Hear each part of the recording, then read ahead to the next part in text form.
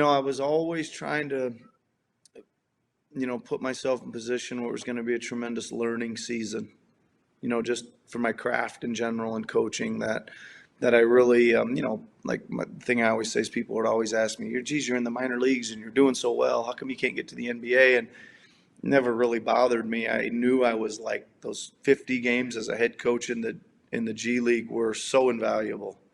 And I knew it. I knew I was growing like crazy down there. So I was just kind of like, I really like this job and I really feel good about what it's doing for my profession, me professionally. So it didn't really bother me that much. And I always said too, it was a long shot that I was ever going to get a chance to coach a team as good as the Raptors or whatever. I just said if I ever got the chance, I wanted to be ready. If I didn't, I was Yeah. just going to keep working to get better each year. That's one thing I would say. And the second thing that I would say is the care and empathy and concern about the players. I think it's talked about a lot, but I really talk to these guys a lot in our level about their value in the marketplace. And I don't necessarily mean for the Raptors.